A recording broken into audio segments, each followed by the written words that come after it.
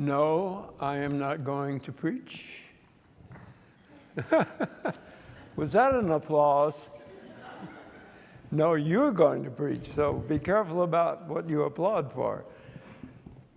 We have invited 4 people who have who have studied really and put a good deal of time and thought into the sort of 4 major periods of the life of Grace United Church of Christ. And I invite, first of all, Ms. Anna Winiger to come and to speak to us about the beginning years of the church.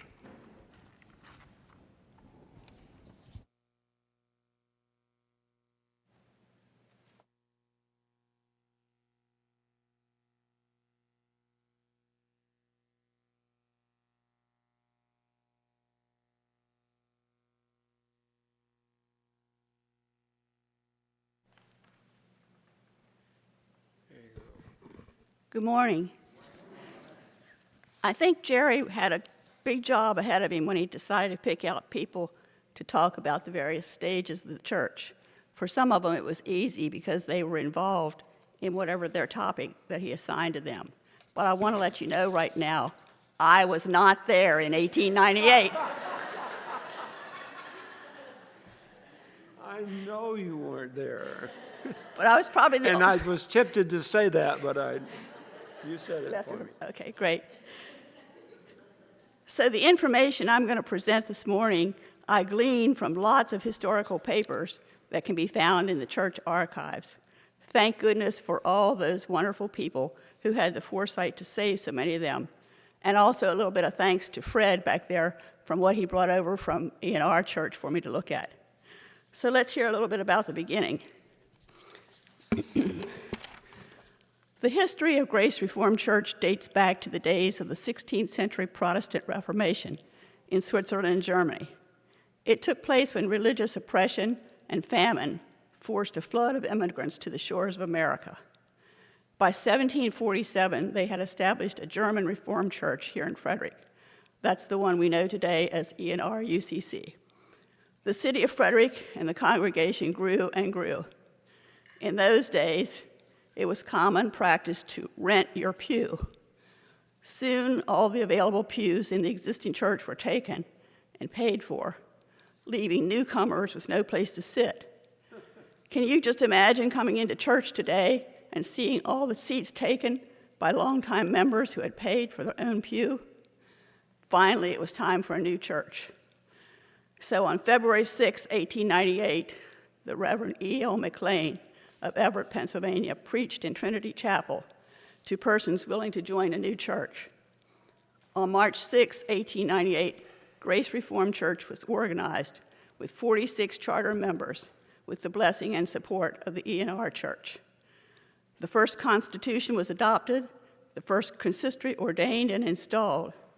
Of interest here is that all members of the consistory were men, 6 elders, 6 deacons, and 5 officers.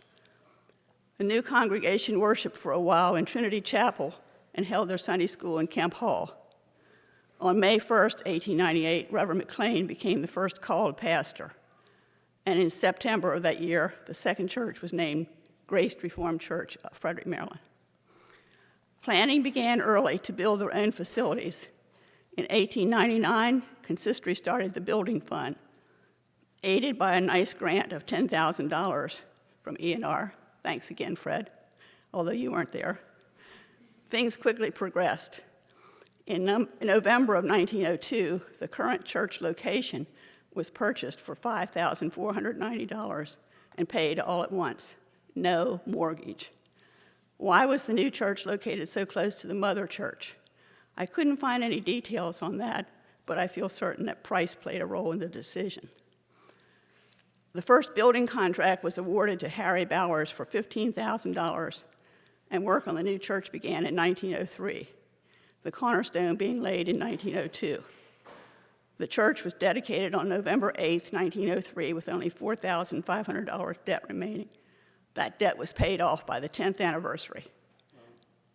The story of creation tells about how God spoke, "Let there be light," and there was light. The stained glass windows that you see around the church were made by Henry Hankinson at a cost of just over $1,000. There's a nice story about each of the windows. Some gifts from the members helped fund that project, and a special donation of an extra $85 was made for the rose window, which is in the back of the church, considered to be one of the most wonderful gifts to our church. There's much to appreciate in the window. If you have time, there's a whole book of a whole sermon that Ted Haas gave on all the windows of the church, and I think you'd find pleasure in reading that.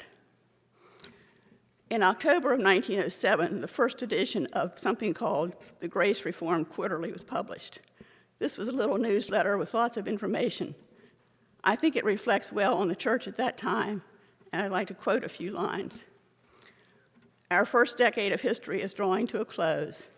During that time, much has been done.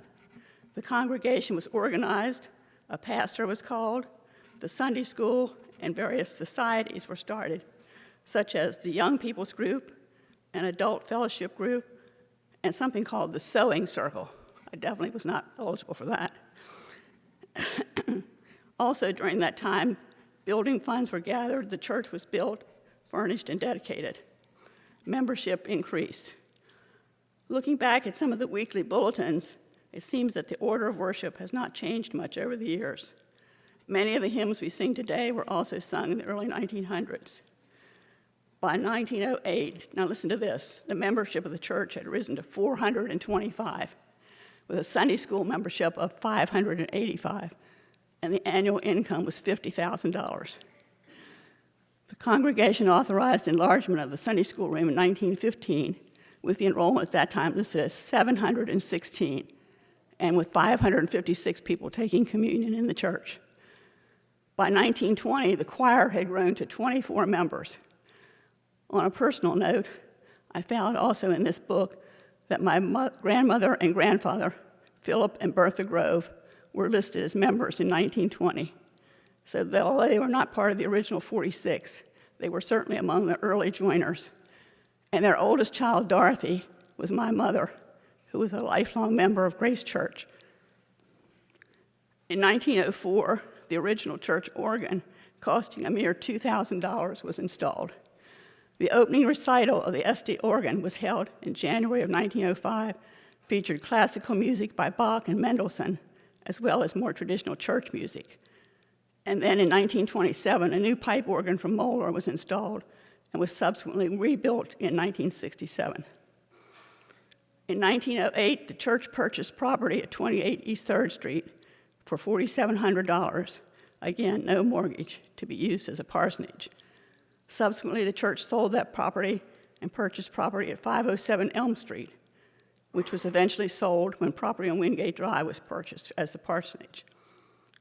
Finally, in 1960, the church purchased the property at 26 East 3rd Street, which has been used to provide a rear entrance to the church building.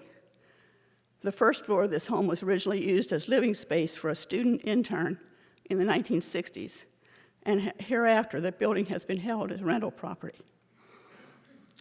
Over the years, as you can tell, there have been many physical changes to the church. Nothing, however, I think, has impacted the basic beliefs that we hold sacred today. There have been challenges, and we have met them. There will be more ahead, I'm sure, but the mere fact that we are gathered here today to celebrate the 125th anniversary speaks testament to the strength of our congregation. May we continue to thrive.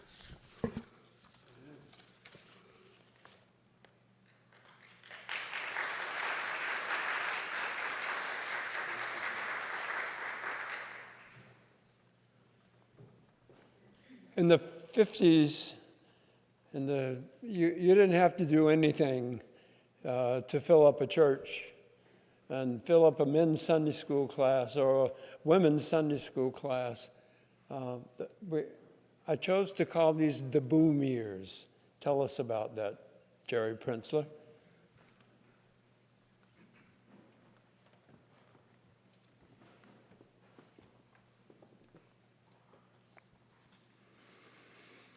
Well, I have been asked to speak about these so-called boom years, the 50s and 60s.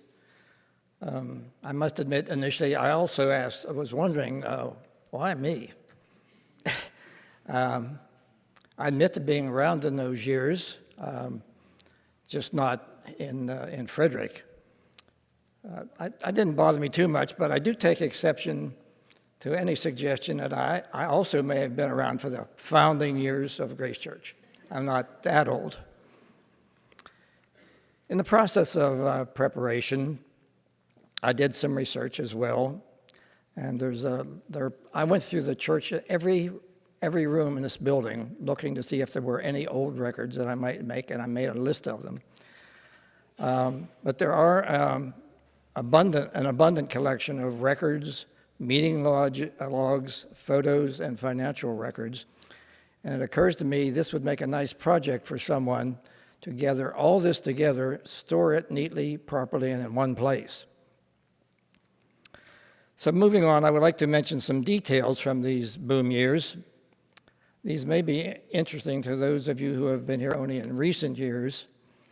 There are not many members remaining now with actual memories of the old times, having lost some of our older folks in just the last few years. I'm going to mention some family names, and I know some of you will readily identify with these. Not selected on any particular basis, but just names I ran across and some of that I actually remember. The Free family, Carmack, Hankey, Green, Mercer, Thomas, and Ridgely. Many of these folks I knew because I've been here quite a while, but the wonderful people who were all active in this church. I'm going to dip back just a little bit and talk about 1940 because I ran across some records there, and routinely these records show between 700 and 800 members during that period, and likewise for the 1950s. This period shows new members joining at the rate of several dozen each year. The pastor from 1946 to 1964, a good long stretch, was the Reverend Dr. Raymond Wilhelm. Some of you may remember that name.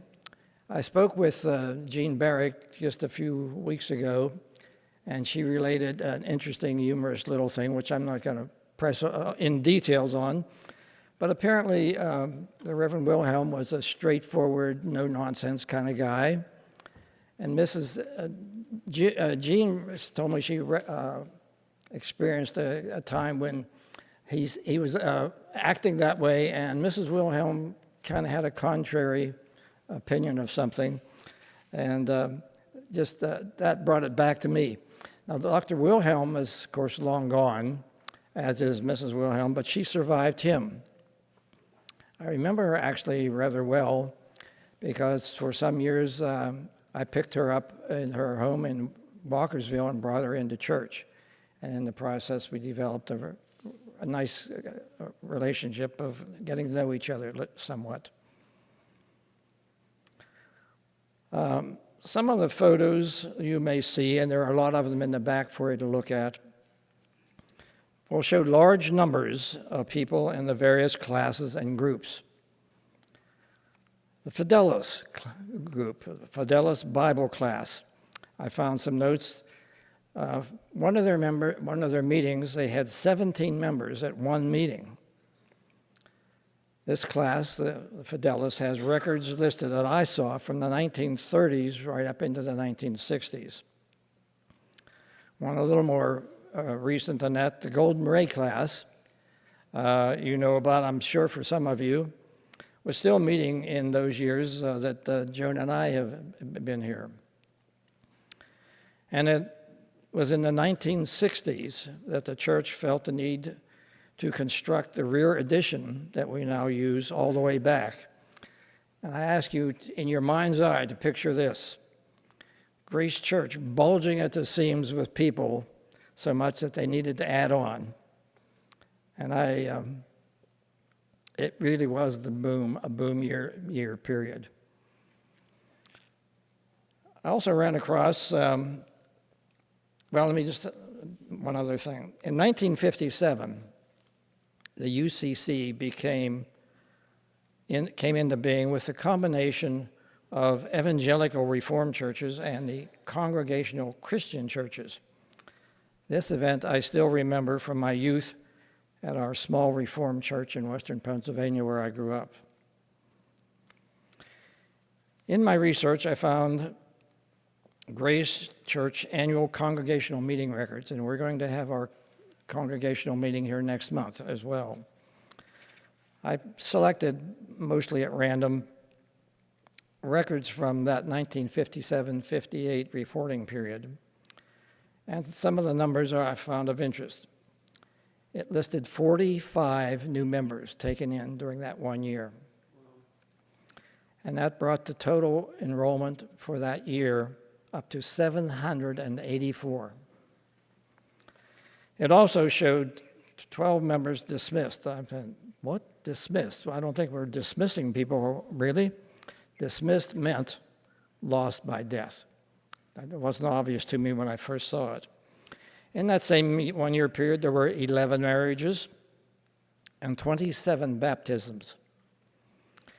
In general, I've seen annual congregational meeting records in this one place that I was reading from 1912 to 1975, and they're in quite good order, I must say. The church governance body, now known as the council, was then called the consistory. Minutes of such meetings list in attendance Dr. Wilhelm, 6 elders, and at the times I was reading, 4 deacons. And of course, finances were quite different then compared to our current period. What I believe were monthly figures, the pastor's salary was $300 a month. It moved all the way up to $416 over a period of years. The phone bill I saw was listed at $15.21, and the electric bill for the month was $27.11. Those of you who are doing current things, you know the numbers are quite different now. Well, in closing, I'm going to dip away a little bit from history and make the following remarks. Grace Church clearly has had a long and productive history. As with many Protestant and other churches, the years have shown a steady decline in membership and activity. Much is different these days, but at Grace Church I see evidence of a church that is willing to adapt to current conditions, a church that highly prizes a continuing uplifting worship experience and values very highly a continuing emphasis on our outreach to people and groups in need. I also see from varying backgrounds, particularly among some of our newer members over the last few years, a willingness, skills, and abilities to step up and help us achieve these goals. In closing, I say to this: I sincerely invite all of our members to find an area of our church's life to merit your participation. Thank you.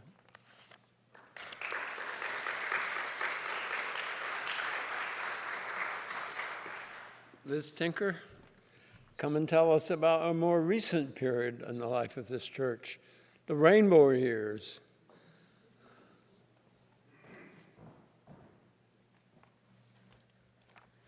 I had to come to the other side, right? Everybody went over there, so why not make a new path? Good morning. For those of you that don't know me, my name is Liz Tinker.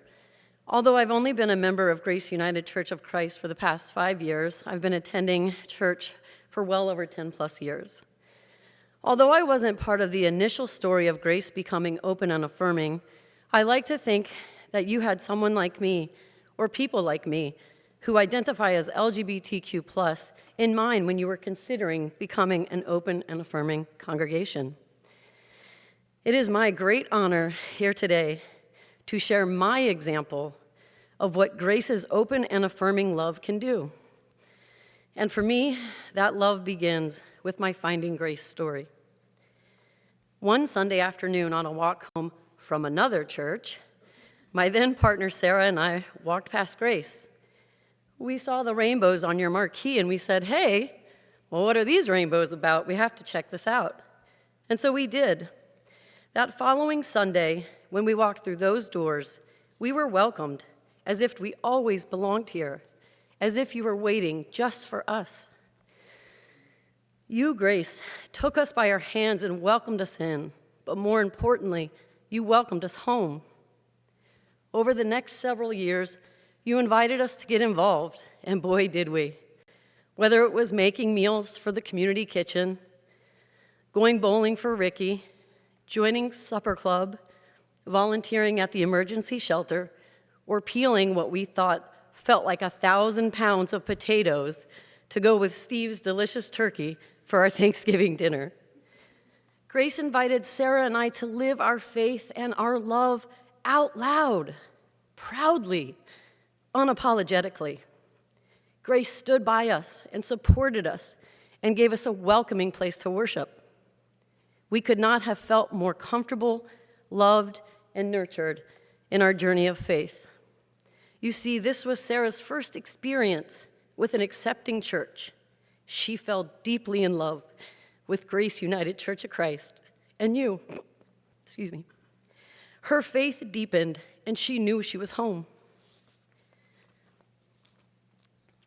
As years went by and Sarah's grueling battle with breast cancer ended, it was you, Grace UCC, that once again took me by the hand and said, "We're here for you." And boy, were you. You were there for me in one of the worst times of my life. You helped me lay Sarah to rest. You wrapped your loving arms around me, and you've been my church home ever since. But today we celebrate, as it was nearly 16 years ago that Grace made my story possible. In 2007, in this very sanctuary, you, Grace UCC, voted unanimously to become an open and affirming congregation. You were 6 years ahead of Maryland legalizing gay marriage. You were 8 years ahead of the national legalization of gay marriage. And as we sit here today, it's still you, each and every one of you, those that are here today, those that are from our past, those that may be watching online. You walked the walk. You stood firm in your convictions. You had a vision for what Grace needed to be. It was you. You had the tenacity, the heart to take a stance and ensure Grace UCC became open and affirming for all. You see, you did the hard work. You had the tough conversations, and you kept your commitment to ensure that Grace followed its belief that you are welcomed in this place of worship, and God loves you and accepts you for exactly who you are. You were progressive and forward-thinking. You put your words into action. You never took your foot off the gas. And as we sit here pressing forward, we stand firm in our mission of inclusion and justice today. Open and affirming means different things for different people, but for me it means a place of love, comfort, and embrace. A place where you live and love fiercely. A place where you're not only invited to the table, but you're invited to help set the table for others. It is a place where you matter. So Grace United Church of Christ, thank you for this amazing gift of love, of open and affirming love. I thank you.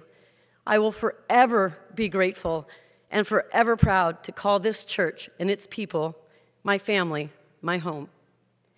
And for anyone who is out there that may be wondering if there's a church where you can be authentically you, where you will be loved for you, where you will be invited in, and where you will be celebrated, welcome to Grace United Church of Christ. We hope to see you soon. Thank you.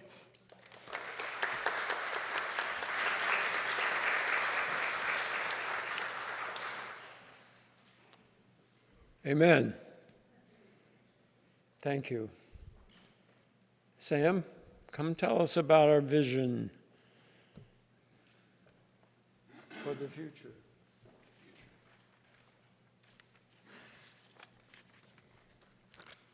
Well, now that we're all caught up on the history, that brings us to now.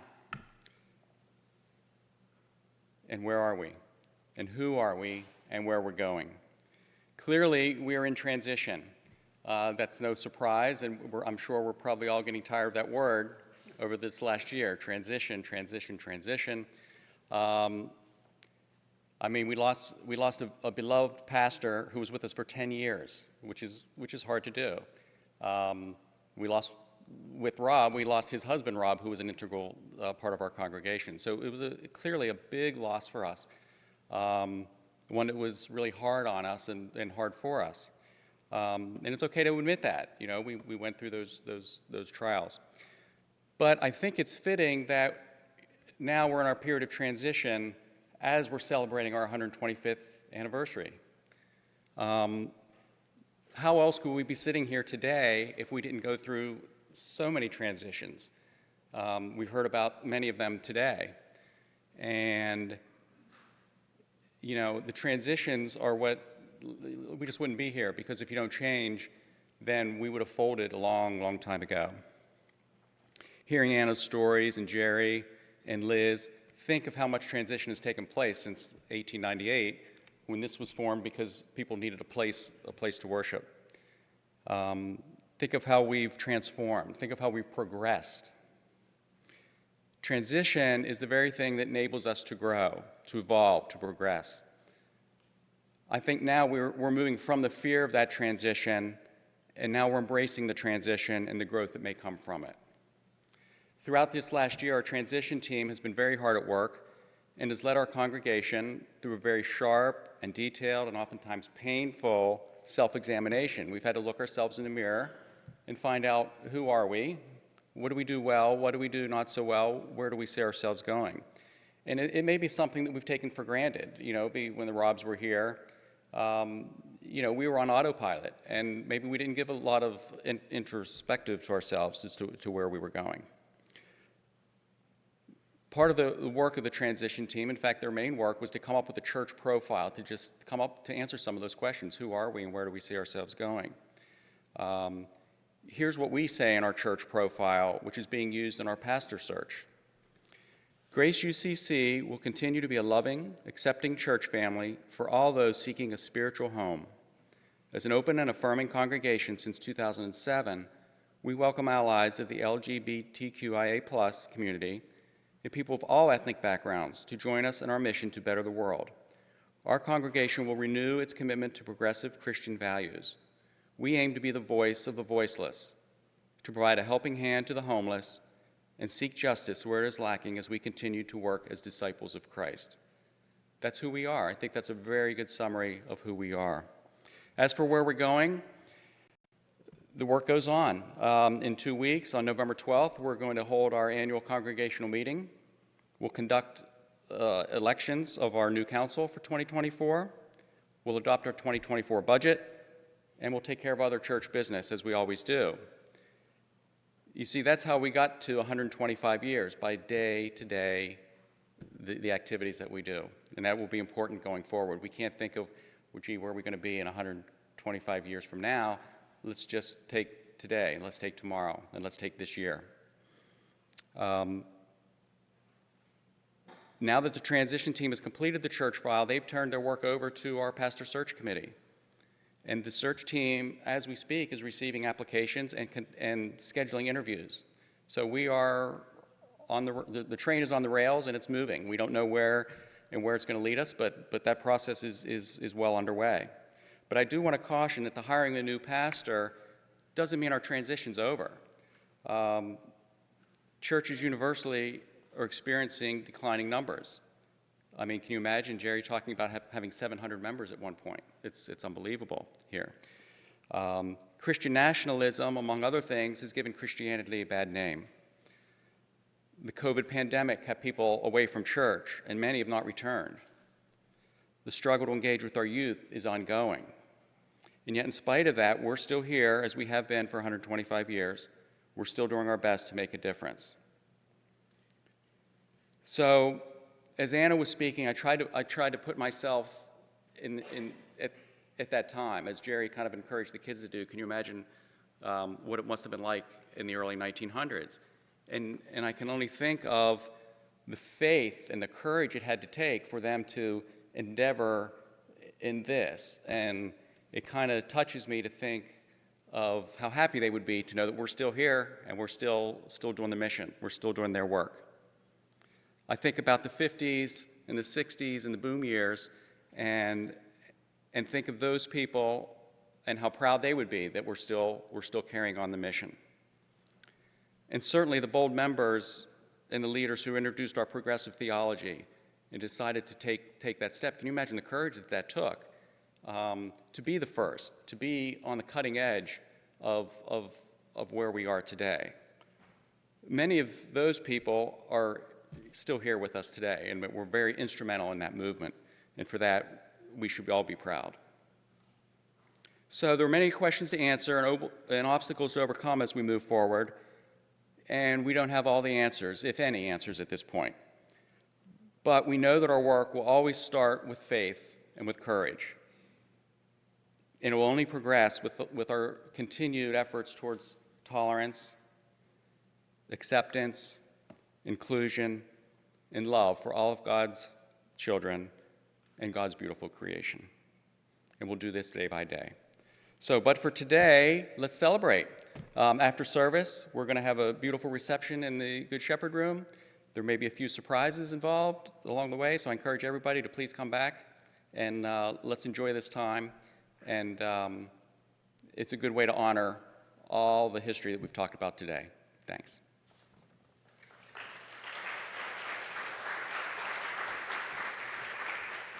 Thank you, Sam and Liz and Jerry and Anna, for that, those inspiring and memories and prospects for the future.